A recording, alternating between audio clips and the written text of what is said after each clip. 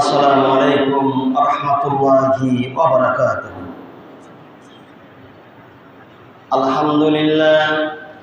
আলহামদুলিল্লাহ নাহমাদুহু ওয়া নাস্তাঈনুহু ওয়া নাস্তাগফিরুহু ওয়া নু'মিনু বিহি ওয়া নাতাওয়াক্কালু আলাইহি ওয়া নাউযু বিল্লাহি মিন শুরুরি আনফুসিনা মিন sayyi'ati a'malina من يهده الله فلا مضل له ومن يضلله فلا هادي له ونشهد أن لا إله إلا الله وحده لا شريك له ونشهد أن سيدنا وحبيبنا ومولانا محمدا عبده ورسوله الذي أرسله بالحق بشيرا ونذيرا وداعيا إلى الله بإذنه وسراجا منيرا فقد قال الله تعالى في كلامه المجيد وفرقانه الحميد فأعوذ بالله من الشيطان الرجيم بسم الله الرحمن الرحيم قل إن صلاتي ونسكي ومحياي ومماتي لله رب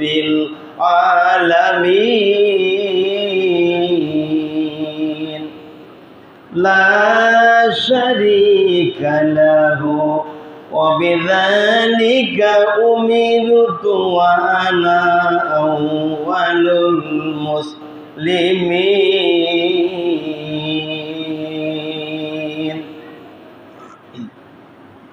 قل أغير الله أبغي ربا وهو رب كل شيء ولا تكسب كل نفس إلا عليها ولا تزر وازرة وزر أخرى ثم إلى ربكم مرجعكم فينبئكم بما كنتم فيه تختلفون وهو الذي جعل لكم خلائف الأرض ورفع بعضكم فوق بعض درجات ليبلوكم فيما آتاكم إن ربك سريع العقاب وإنه لغفور رحيم إلى الآخر الآيات درشل كري اللهم صل على محمد وعلى آل محمد كما صليت على إبراهيم وعلى آل إبراهيم إنك حميد مجيد اللهم بارك على محمد وعلى آل محمد كما باركت على إبراهيم وعلى آل إبراهيم إنك حميد مجيد الحمد لله আল্লাহ তাআলার দরবারে আমরা শুকরিয়া আদায় করি যিনি আজকে আমাদিগকে সূরা আনআম 161 আয়াত থেকে নিয়ে 165 আয়াত পর্যন্ত সূরা আনআমের তেলাওয়াত করছি। তো উদ্দেশ্য আল্লাহ রাব্বুল আলামিন মুসলিম জাতির জন্য কি কি উপহার দিয়েছেন এই বিষয় নিয়ে, আর সবচেয়ে গুরুত্বপূর্ণ আলোচনা হবে নামাজের বিষয়ে।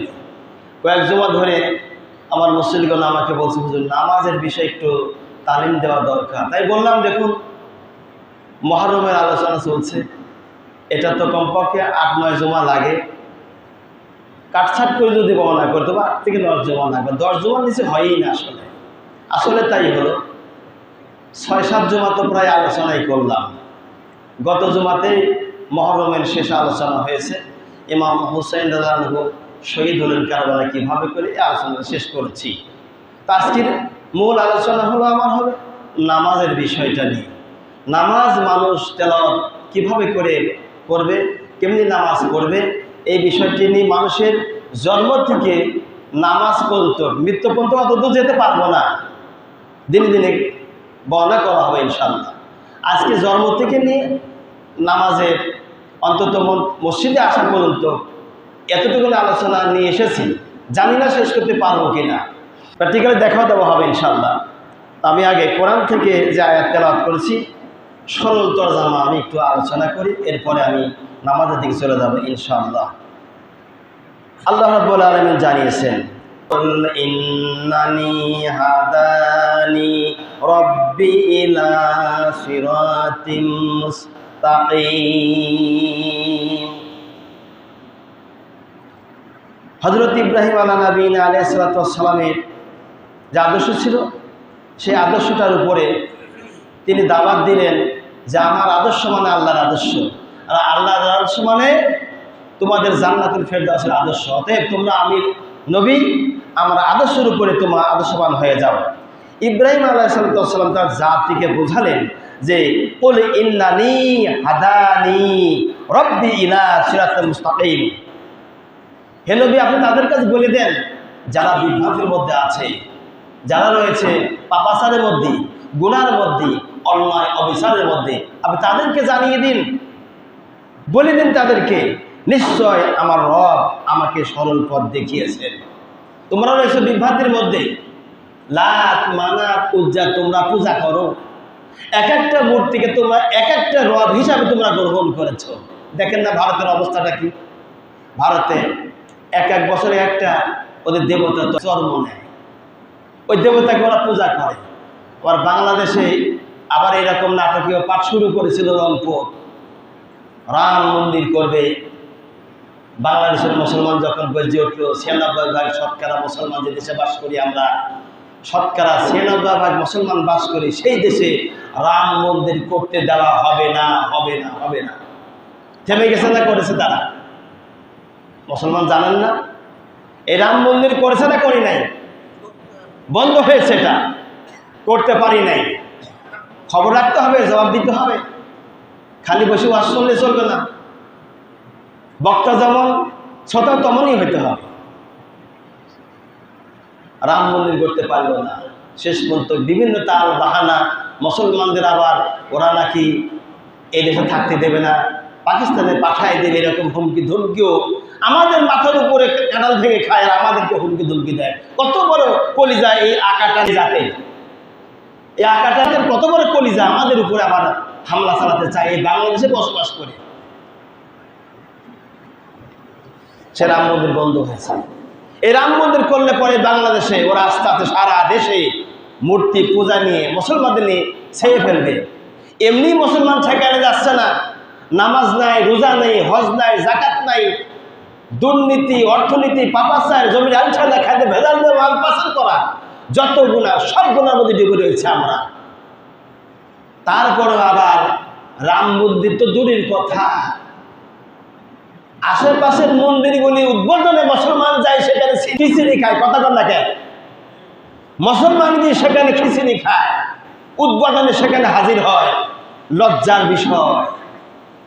সি সি সি সি সি মুসলমানের সন্তান হয়ে কিভাবে করে কাফের মুশরিকদের মূর্তি পূজা উদ্বোধন করার জন্য ওরা মন্দির করবে, আর সেই মন্দিরে যে ওরা অংশগ্রহণ করে আবার টাকা পয়সা দিয়ে শরিক হয়। জাহান্নামী মুসলমান, জাহান্নামী মুসলমান, জাহান্নামী মুসলমান। তওবা করো মুসলমান, তওবা করো, সময় আছে, ফিরে এসো। সেই জন্য আল্লাহ রাব্বুল আলামিন ইব্রাহিম আলাইহিস সালামকে জানা দিলেন, হে নবী আপনি জানিয়ে দিন, আপনি তাদেরকে বলে দিন, কুল ইন্নানি হাদানি রাব্বি ইলা সিরাতিম মুস্তাকিম। নিশ্চয় আমার রব আমাকে অবশ্যই সরল পথ দেখিয়েছেন, তা দৃঢ়ভাবে প্রতিষ্ঠিত এবং সত্যনিষ্ঠ আমি আমার এই ধর্মটা কায়েম করার জন্য সংগ্রাম করব, চেষ্টা করব। দীনান কিয়ামান মিল্লাতা ইব্রাহিম হানিফা। ইব্রাহিম আলাইহিস সালামের সত্য ধর্ম প্রতিষ্ঠিত হবেই, আদর্শ এটা। এই আদর্শটা ইব্রাহিম আলাইহিস সালামের সত্যর আদর্শ এটা। আর তোমরা যে আদর্শ গ্রহণ করেছো এগুলি লাখ মানাত উজ্জা, এগুলো সব বাতিল ধর্মের আদর্শ। আদর্শ থেকে তোমরা পরিত্রাণ পাওয়ার জন্য আমি তোমাদেরকে ইসলামের দাওয়াত দিচ্ছি, দ্বীনের দাওয়াত দিচ্ছি, কালেমার দাওয়াত দিচ্ছি, লা ইলাহা ইল্লাল্লাহ ইব্রাহিম খলিলুল্লাহ। কাফের মুশরিকিনা ওরা ছিল কি? ওয়ামা কানা মিনাল মুশরিকিন।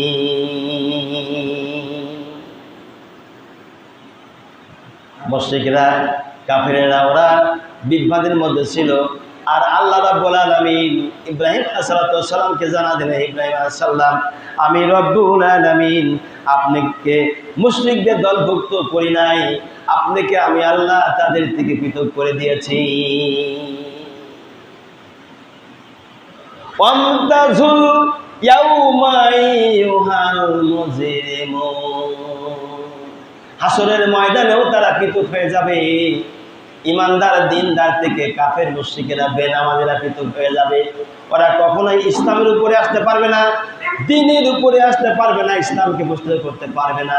ওরা যদিও দুনিয়াতে করতো, শয়তানের ধোঁকায় পড়ে ওরা নিজের জীবন জৈবন নষ্ট করে দিয়েছেন। এজন্য আল্লাহ রাব্বুল আলামিন কিয়ামতের দিন ইমানদার দিনদার যাদের দ্বারা নেক কাজ হয়, পরেজগার কাজ হয়, যাদের দ্বারা সমাজের ভালো ভালো কাজ হয়, তাদের ব্যাপারে সূরা ইয়াসিনের মধ্যে আল্লাহ জানা দিলেন, ওয়ামতাজুল ইয়াউমা আইয়ুহাল মুজরিমুন। হে কাফেরেরা, হে বেনামাজির বাচ্চা বেনামাজিরা, আজ পৃথক হয়ে যা। আমার ইমানদার দিনদার পরেজগার মুত্তাকি বান্দাদের থেকে তোরা আজ পৃথক হয়ে যা। তোদের সাথে এদের আর সম্পর্ক নাই। এটা দুনিয়া নয়, এটা হলো পরকাল, আখিরাত। সুতরাং এখানে কোনো টকবাজি চলবে না, ধান্দাবাজি এখানে চলবে না। সেই জন্য আল্লাহ জানা দিলেন, হে নবী আপনি বলুন, কুল মানে হে নবী আপনি বলুন, কুল মানে বলুন, ইন্না সালাতি ওয়া নুসুকি ওয়া মাহইয়ায়া ওয়া মামাতি লিল্লাহি রাব্বিল আলামিন। আল্লাহু আকবার। শব্দ করে বলি, আল্লাহু আকবার। আল্লাহ রাব্বুল আলামিন জানাই দিলেন, কুল হে নবী আপনি বলুন, ইন্না সালাতি আমার নামাজ। এখানে কেন বললেন? যখন আপনি ইমানি দাওয়াত দিয়েছেন, আপনাকে মুশরিক দলে অন্তর্ভুক্ত আমি আল্লাহ করি নাই,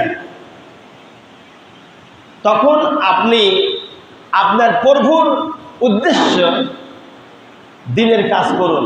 কুল এবং তাদের বলুন, ইন্না সালাতি আমার জীবনের নামাজ, ওয়া নুসুকি আমার কুরবানি, ওয়া মাহইয়ায়া আমার জীবন, ওয়া মামাতি আমার মরণ, লিল্লাহি রাব্বিল আলামিন। কার জন্য?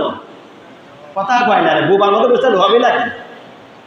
আমার নামাজ, আমার কুরবানি, আমার জীবন, আমার মরণ, আমার হায়াত কার জন্যে? আল্লাহ রাব্বুল আলামিন তা জানিয়েছেন। হে নবী আপনি বলে দিন, এসবগুলো আমি আল্লাহ আমার জন্য, কারোর জন্যই নয়।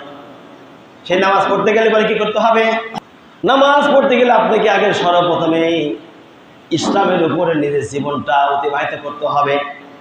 আপনি ইসলামের উপরে থাকলেন না, কোরআন মানলেন না, হাদিস মানলেন না, ইজমা মানলেন না, কিয়াস মানলেন না, হক্কানি আলেম ওলামা পীর মানলেন না, আল্লাহর দিন এই কোরআনের আইন জমিনে প্রতিষ্ঠিত হবে এটা আপনি চাইলেন না, সংগ্রাম করলেন না, নিজের জীবনটা কোরআনের রাস্তায় ব্যয় করলেন না, তাহলে আপনি কেমন মুসলমান? অথচ মুসলমান হতে গেলে পরে সর্বপ্রথমে আপনাকে মুসলমানের সন্তান যখন জন্ম নিবে সেই সময় তার নাম রাখতে হবে ইসলামী নিয়ম অনুযায়ী। হেলটু বলটু চলটু রাখিয়া জান্নাতে যাওয়া যাবে না। হুবু শুবু নাম হিন্দুদের নাম, এমনি এই সমস্ত নাম রেখে জান্নাতে যাওয়াও যাবে না, জান্নাতে আশাও করা যাবে না। কেন না? এই সমস্ত নামের অর্থগুলো বিকৃতি নাম, নামের অর্থ, এই সমস্ত নামের অর্থ হলো বিকৃতি অর্থ, যেগুলো কাফের মুশরিকদের সন্তানদের নাম রাখে, সেল্টু বল্টু সুমন হমন ইত্যাদি। নাম রাখতে হবে ইসলামী নিয়ম কায়দায়। সন্তান যখন জন্ম নেবে, জন্ম নেওয়ার পরে শরীয়ত অনুযায়ী ইসলামী নাম রাখতে হবে। আপনি যদি নাম না রাখতে পারেন, কোন একজন বিজ্ঞ আলেম নামাজি ব্যক্তি তার কাছে গিয়ে বলবেন আমার ছেলে হয়েছে অথবা মেয়ে হয়েছে, কি নাম রাখবো? সে কোরআন হাদিস দেখে অথবা সাহাবায়ে কেরামদের নাম রাখার জন্য আপনাকে অনুমতি দেন, উদ্বুদ্ধ করবে নামাজের জন্য, উদ্বুদ্ধ করবে তাহলে ইসলামের জন্য। নামের মধ্যে অনেক সময় আল্লাহ রাব্বুল আলামিন রহমত নাযিল করে, সেই জন্য নাম রাখতে হবে কোরআন হাদিস দেখে, নাম রাখতে হবে সাহাবায়ে কেরাম নবী রাসূল আম্বিয়া আলাইহিস সালামের নামের নাম দেখে নাম রাখতে হবে। আবার এই অনেকেই রয়েছে সন্তান বড় হওয়ার পরে এই সন্তান অবৈধভাবে চলাফেরা করে, তার মানে বাবা মা যা বলে তা শোনে না, উল্টা পাল্টা চলাফেরা করে। এই জন্য আপনি যখন আপনার স্ত্রীর কাছে যাবেন, সন্তান ভূমিষ্ঠ হওয়ার আগে, জন্ম দেওয়ার আগে, স্ত্রীর কাছে যাওয়ার পূর্বে আপনাকে সর্বপ্রথম চিন্তা ভাবনা করতে হবে আমি একটা নেক সন্তান এই দুনিয়াতে আল্লাহর ওয়াস্তে পাইতাম, তাহলে যে জীবনটা ধন্য হয়ে যেত। এই জন্য আপনি 3টা দিন সপ্তাহে বেশি করে স্ত্রীর কাছে যাওয়ার চেষ্টা করবেন। সোমবার, বৃহস্পতিবার, শুক্রবার, এমনকি শুক্রবারের নামাজে, জুমার নামাজের আগে স্ত্রী সহবাস করা যায়। এই সময়গুলো গেলে পরে নেক সন্তান হওয়ার সম্ভাবনা আল্লাহ পাক দিয়ে দিবেন। আপনার অন্তরে থাকবেন নেক খুলুসিয়াত, একেবারে কঠিনভাবে নিয়ত করতে হবে আমি একটা নেককার সন্তান আল্লাহর কাছ থেকে নেব। সেই জন্য আপনাকে নেককার সন্তান পেতে গেলে কোন কোন সময় স্ত্রীর কাছে যেতে হবে, এইগুলো আপনাকে খেয়াল করতে হবে, জানতে হবে। আমার ভাইরা, সন্তান যখন জন্ম হয়ে গেল তার নাম তাহলে আপনি সুন্দর করে রাখবেন ইসলামের নিয়ম অনুযায়ী। নাম রাখার পরে সন্তান যখন দুধ পান করবে, মাদের উচিত হবে নিজে যখন খানা খাওয়ার সময় বিসমিল্লাহি ওয়ালা বারাকাতিল্লাহ বলিয়া মারা খাওয়া আরম্ভ করে। আমরাও খাই কি তাই করি না? খানার দোয়া কি? বিসমিল্লাহ। কি কথা কয় না কেন? খাবার দোয়া জানেন না? তাহলে শিকার লাগবে, আপনারা বোঝা গেছে, শিকার লাগবে। সর্বপ্রথমে খাবার যখন খাবার ইচ্ছা করবেন, খাইতে মন যাবে, তখন আপনি দস্তরখানা আগে বিছায় নেবেন এভাবে করে। এটা দস্তরখানা এভাবে করে আপনি বিছায় নেবেন। বিছায় নেওয়ার পরে ওর উপরে খানাতে প্লেট বা বাটি রাখবেন। রাখার পরে বিসমিল্লাহির রহমানির রহিম, বিসমিল্লাহি ওয়ালা বারাকাতিল্লাহ বলিয়া সর্বপ্রথমে ডাইন সাইড দিয়ে খানা শুরু করবেন। ছোট ছোট লোকমায় খাবেন অথবা বাচ্চাদেরকেও কম কম করে খাওয়াবেন। বাচ্চা হলে পরে, দুধের শিশু হলে পরে কম কম করে খাওয়াবে। বুকের যদি স্তনে দুধ পান করে বাচ্চা, ওই সময় মা বাচ্চার যেগুলি নিয়ম ছিল বড় হলে পরে, অর্থাৎ বড়রা যে দোয়া করে খাদ্য খানা খায়, মায়ের স্তনে যখন বাচ্চা মুখ লাগাইবে ওই সময় মা বিসমিল্লাহ বলবে, বিসমিল্লাহ ওয়ালা বারাকাতুল্লাহ, সন্তান মুখ দিবে স্তনে আর মা দোয়া পড়বে। কথা কি বুঝে আসতেছে? এই কথাগুলি ছিল মহিলাদের জন্য। মাইকে ওয়াজ আপনাদের সমস্যা, আপনারা পুরুষগুলি শুনবেন আর মা বোনরা ওখানে বসে রাস্তাঘাটে উল্টিপাল্টা কাজ করে বেড়াবে। এ তো আমারই স্বাভাবিক। এগুলি দরকার মা বোনদের শোনা নাকি আপনাদের শোনান? মহিলাদের শোনার ওয়াজ দরকার আছে না নাই? কথা কয় নাকি? দরকার আছে না নাই? থাকলে পরতালি মাইক আলোচনা কেন? সমস্যা কোথায়? জুমার আলোচনা মাইকও হবে, মা বোনেরা শুনি, ওরা যাতে হেদায়েত হয়। ওরে সন্তান যদি হেদায়েত না হয়, ইসলামী আইন কোরআন শাস্ত্র পরিস্থিতি কি করে হবে দুনিয়াতে কোন? এই জন্য খালি টুপি পরে আর মাথায় কিছু লম্বা লম্বা টুপি পরে, পাগড়ি পরিয়ে, বড় লম্বা দাঁড়িয়ে রাখে আর বড় জামা পরিয়ে অন্যায় অবিচার বেশি হচ্ছে সমাজে। কেননা যদির সন্তান থেকে শুরু করে সন্তানকে আমরা ইসলামের নিয়ম কায়দা অনুযায়ী তাকে ট্রেনিং দিয়ে গড়ি নাই, বড় করি নাই, তাই আমাদের মধ্যে আজকে এই সমস্যা দেখা দিয়েছে। কথা কর না কেন? মাথা নাড়াবেন না, মাথা নাড়াবেন না, মুখী জবাব হবে, টাস টাস করে মুখী জবাব হবে।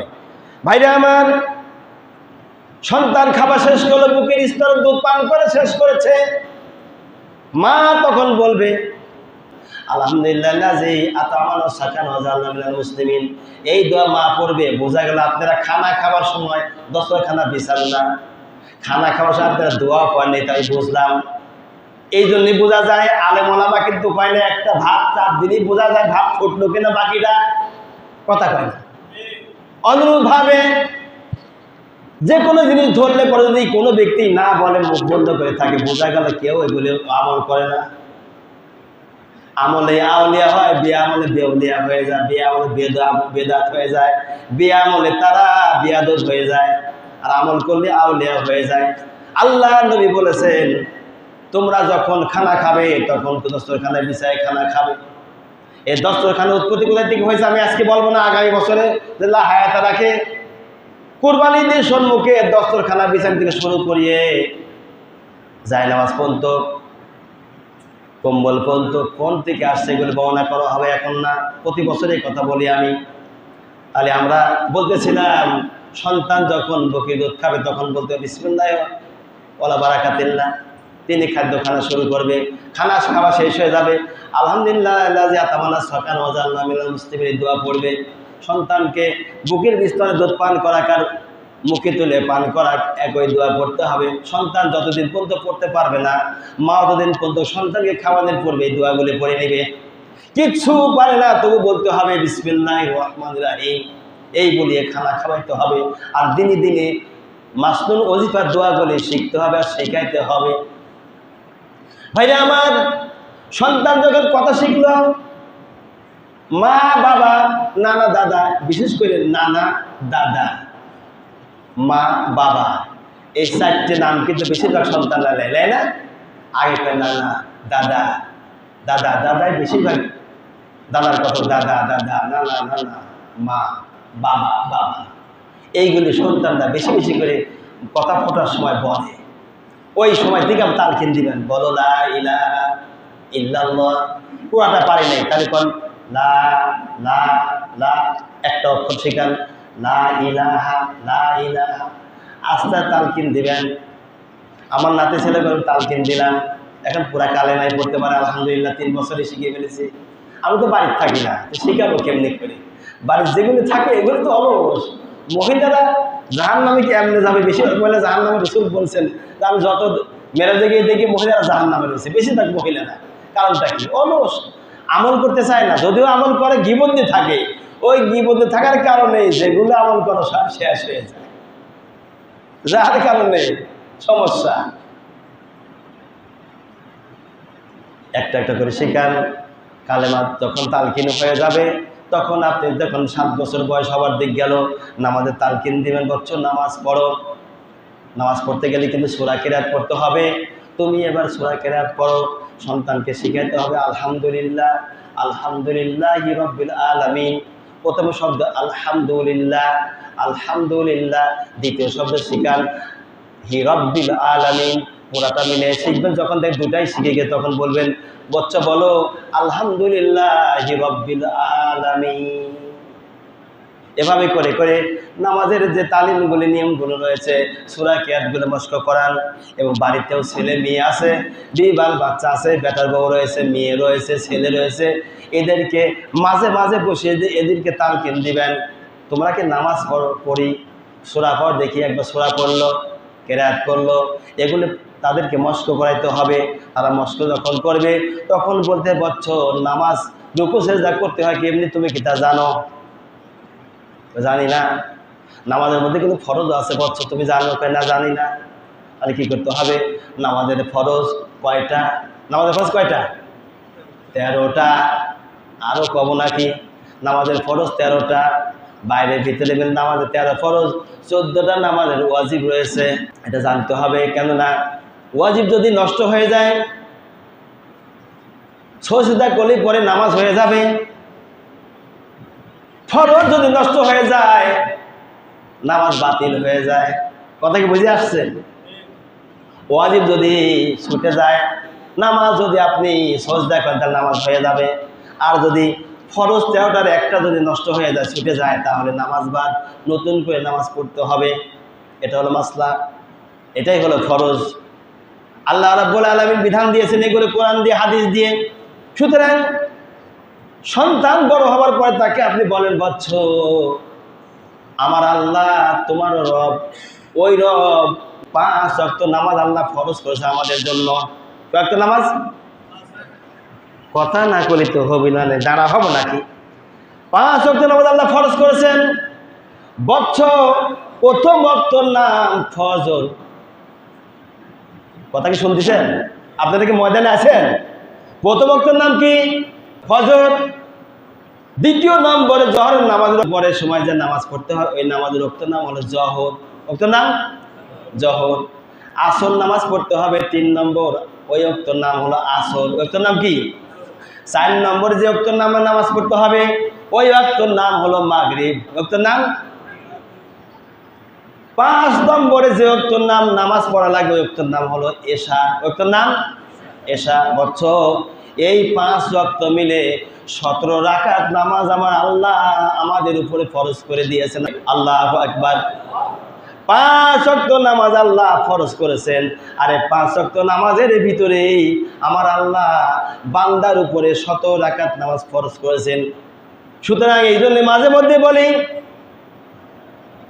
ফোন করি কত জায়গায় কথা বলেন, বলেন না? কথা কয় না, ফোন দেন না কোথায়? আমার কথা কি বুঝতেছেন আপনারা? না এটা মাইক ছাড়া কথা বলবো? মাইক ছাড়িয়ে দেবো? তাহলে আমার কথা জবাব দেওয়া লাগবে। ফোনে, টেলিফোনে, মোবাইল ফোনে কত জায়গা দেশ বিদেশে, সারা দেশে, এমনকি ঘরের মধ্যে আর বাইরে বেড়ারে পারো পারো কথা বলা হচ্ছে, হয় কি হয় না? সুতরাং বান্দা আর এক বান্দাকে যখন ফোন দিয়ে নিয়ে আসে কাছে, দোস্ত কই রে? কম জায়গা, আয় আজকে খেলা হবে আর্জেন্টিনা ব্রাজিল।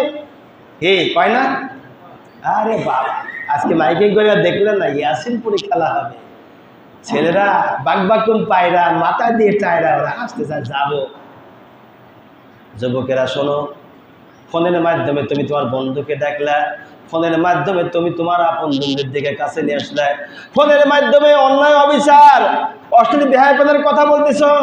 মনে রেখে দিও, যিনি সৃষ্টি করেছেন তার কাছে ফোন দেওয়া যায়, ওই ফোনের মাধ্যমে তারে পাওয়া যায়। ওটা কি বলবো? যে নাম্বারে ফোন দিলে পরে আল্লাহরে পাওয়া যায়, ওই নাম্বারটা কি বলবো? শোনেন এবার, ওই নাম্বার হলো 24434 24434। এই নাম্বারে যদি ফোন করা যায়, আমার আল্লাহ বলেন ফাযকুরুনি আযকুরুকুম ওয়াশকুরুলি ওয়ালা তাকফুরুন। আল্লাহ রাব্বুল আলামিন বলেন, যখন বান্দা তুমি 24434 এই নাম্বারে কল দিয়ে আমায় ডাক দিয়েছো, তাহলে করুনি বান্দা, ডাকা দেরি আছে তোমার কাছে, আমি আল্লাহ যাবা দেরি করি নাই। সেই আল্লাহ এখন আছে না নাই? আছে, ওই আল্লাহ আছে। 17 রাকাত নামাজ 5 ওয়াক্ত ফরজ সন্তানকে শিখালেন। এবার সন্তানকে বলেন, বৎস তুমি কি জানো 1 নম্বর যে ফজর ওয়াক্ত কথা বলছি, ভোরে পড়তে নামাজটা, এই ফজরে ভোরের নামাজটা পড়তে হয়, এই সময় কিন্তু 4 রাকাত নামাজ আছে। কয় রাকাত নামাজ? 2 রাকাত সুন্নত আর 2 রাকাত ফরজ। 2 রাকাত সুন্নত আর 2 রাকাত ফরজ। এই যে 2 রাকাত সুন্নত 2 রাকাত ফরজ রয়েছে, সন্তানদের শোনো, এই সুন্নতটা আমার নবী পড়েছেন বিধায় আমাদের উপরে আল্লাহ পাক এই সুন্নতটা পড়া বিধান করে দিয়েছেন। আর আল্লাহর বিধান 2 রাকাত নামাজ ফরজ করতে হবে। বলছো শোনো, জোহরের নামাজ, এই নামাজটা হলো 12 রাকাত। তার মধ্যে 4 রাকাত হলো সর্বপ্রথমে ইমাম যখন ফরজ নামাজ 4 রাকাত পড়াবে জোহরের সময়, এই 4 রাকাত ফরজ নামাজের পূর্বে 4 রাকাত আগে সুন্নত পড়তে হবে। এই 4 রাকাত সুন্নত পড়ার পরে ইমাম সাহেবের সঙ্গে 4 রাকাত ফরজ নামাজ পড়তে হয়। আর ইমাম সাহেব 4 রাকাত ফরজ নামাজ পড়ানোর পরে 2 রাকাত সুন্নত নামাজ পড়তে হয় জোহরে। জোহরের নামাজে 6 রাকাত সুন্নত আছে। জোহরের ফরজ নামাজের পূর্বে 4 রাকাত সুন্নত, জোহর নামাজের ফরজ নামাজের পরে আবার 2 রাকাত সুন্নত। এই 6 রাকাত সুন্নত জোহরে আছে। আর 2 রাকাত নফল তুমি যে পড়ো, কিয়ামতের দিন যেদিনকে তোমার জীবনের নামাজ কমে যাবে, গণনা করতে করতে দেখা যায় নামাজ তোমার উপরে ফরজ ছিল 500 রাকাত, হয়েছে 400 রাকাত, 100 রাকাত তুই পড়ো নাই। ওই দিনকে তোমার কি উপায় দাঁড়াবে, কি দশা দাঁড়াবে। নফল যে 2 রাকাত করে নামাজ পড়েছ, এই নফল নামাজটা যোগ করিয়ে আল্লাহ পাক ওসিলা খুঁজবেন বান্দাকে মাফ করার জন্য। ওই দিনকে নফলটা ফরজের মধ্যে নিয়ে আসি, আমার আল্লাহ বান্দারে মাফ করে জান্নাতবাসী করে দিবে। ভাইরা আমার, সন্তানকে জহর নামাজের 12 রাকাত নামাজের কথা বলেন, নামাজটা কেমনি পড়তে হবে। মেয়ে হলে তাদেরকে সাথে নিয়ে পড়ে ট্রেনিং দিতে হবে। মা, দাদি, নানি, এদের ফুফুদেরকে, মা, দাদি, নানি, ফুফু, খালা, এরা মেয়েদেরকে ট্রেনিং দিবে বাড়িতে। এমনকি ছোট ছোট ছেলেরা তাদেরকে ট্রেনিং দিয়ে গড়ে তুলবে। কথা কন না কেন? এইটি হলো দায়িত্ব। বাবা তো জন্ম দেয়, শুধু চলে যায় দেশ বিদেশে, কাজ করো, ব্যবসা বাণিজ্য করো। এমনও বাবা রয়েছে 10 বছর বিদেশ থাকে, আছে না? এমনও বাবা আছে, বসেন, 10 বছর বিদেশ থাকে। এই 10 বছর ধরে সন্তান কেমনে করে বড় হলো, কার কাজ বড় হলো, কি শিক্ষা গ্রহণ করলো, এই জন্য মা সবসময় বাড়িতে থাকে। আর মায়ের মর্যাদা আল্লাহ নবী এমনি এমনি 4 গুণ দেয় নেই। বাবা দেশ বিদেশে চলতেছে, সন্তানকে গড়ার দায়িত্ব মার হয়ে পড়ে। মা যখন সন্তানকে গড়বে, সন্তানকে গড়তে গেলে পরে ইসলামের নিয়ম কায়দা তাকে শিক্ষা গ্রহণ করাইতে হবে। মা এগুলি ট্রেনিং দিবে সবচাইতে বেশি। সন্তানের দায়িত্ব মার উপরে বেশি পড়ে, যার কারণে একজন সাহাবী এসে বলছেন, ইয়া রাসূলুল্লাহ, আমার মায়ের মর্যাদা কতটুকু হবে? রাসূল বললেন, ওয়া উম্মুকা, তোর মার খেদমত করবা। সাহাবী বলছেন, হুজুর তারপর আমি খেদমত করবো কার? রাসূল বললেন, উম্মুকা, তোর মায়ের খেদমত করবা। আবার বললেন, হুজুর আমি এবার খেদমত করবো কার? বলছে, ওয়া উম্মুকা, তোর মায়ের খেদমত করবা। 4 নম্বরে বলা হলো, ইয়া রাসূলুল্লাহ, হাবিবুল্লাহ, আমি খেদমত করবো কার এবার? রাসূল বলল, আবিকা, তোমার পিতার খেদমত করবা। মায়ের মর্যাদা রাসূল কয় গুণ বাড়ালেন? জোরে বলি, 3 গুণ। আর পিতার মর্যাদা? তাহলে এখন বোঝেন তো আল্লাহ নবী 3 গুণ মর্যাদা কেন দিয়েছেন? এই জন্য দিয়েছেন, মা হলো সন্তানের পেশাব পায়খানা পরিষ্কার করে, সুইপার হয়। কি মা সুইপার হয় না? আপনি একে একাই এত বড় হয়েছেন, ধূপ দেখতে হয়েছেন। আই যুবকেরা কান লাগাও, মা তোমার সুইপার। মা হলো তোমার ধূপার কাজ করে, কাপড়গুলি কাইছে দেয়, ধূপার কাজও করে, মা ধূপাদারও হলো। মা রান্না বাড়ি করে তোমাকে খাওয়ায়, মা হলো বাবুর্চি মেসিয়ার। কি কয় না, কথা কয় না রে আল্লাহ। মা তোমাকে হাঁটি হাঁটি পাপা করে শেখায়, মা তোমার কামলা দিচ্ছে বাড়ির খাদেমা হিসাবে, মা তোমার কামলাও দিচ্ছে। মা তোমাকে ছোট বড় কথা থেকে বাঁচিয়ে বাঁচিয়ে ইসলামের কথা শিখে ইসলামের দিনের উপরে আমল করাইতেছে। মার চাইতে মর্যাদা সম্পন্ন ব্যক্তি আর কেউ নাই। ওই মা, তুমি খাও না যখন, তুমি পড়ো না যখন, মা তোমাকে বুকে নিয়ে এসে আদর সোহাগ করিয়ে মুখে নিয়ে মুখে ঠোঁটে মুখে চুমা খেয়ে মা তোমাকে বড় করে খাওয়ায়। তুমি খাও না, মা বলে ওই যে আল্লাহ, ওই যে হু আসতেছে, হু, ওই শিয়াল আলো, বেজি আলো, পায় না, এরকম ভয় দেয়। আমার ভাইরা, মা বোনদের বলবেন, বেজে শিয়ালের ভয় যেন দেয় না, ভয় যেন দেয়, আল্লাহ আসতেছে, তাড়াতাড়ি খেয়ে নাও। কার ভয় দিবে? আল্লাহর ভয় দেয় যেন। ওই বেজে শিয়াল, সাপ, বিচ্ছু, বাঘের ভয় যেন দেয় না, ভয় দিবে আমরা আল্লাহর। আল্লাহ যদি ভয় দিয়ে সন্তানকে গ্রহণ করতে পারে, ওই সন্তানের মধ্যে ইমানের ছাপ থেকে যাবে। কথা বলেন, কথা বলেন, ইমানের ছাপ থেকে যাবে। এই পন্থী ভাই আলোচনা করতে পারলাম না, সময় নেই। বাকি আলোচনা সামনে হবে। যে আলোচনা করছি একটু আগে আসবেন। আজকে প্র্যাকটিক্যালের নামাজ দেখা দেবো, কিন্তু সময় তো নাই। এটা সেটা কইতেই সময় চলে যায়, কেমনি আধা ঘন্টা, 1 ঘন্টা সময় চলে, আল্লাহ ভালো জানে। সুতরাং যে কথাগুলো বললাম, জন্ম থেকে নিয়ে মৃত্যু পর্যন্ত ধারাবাহিক এবার আলোচনা আবার করবো। এরা সফর মাস। কাফিরেরা বলেছিল সফর মাস, কুলক্ষণে মাস। রাসূল বলেন, নেভার, কখনো হতে পারে না। এরা কুলক্ষণে মাস, এরা 16 মাস। বলি আলহামদুলিল্লাহ, এই মাসে আমরা 16 কথা বলছি। আল্লাহ যেন এই কথাগুলো কবুল করে, বলি আমিন। আসসালামু আলাইকুম রাহমাতুল্লাহ। নামাজের পরে দোয়া করে না, আচ্ছা ঠিক আছে।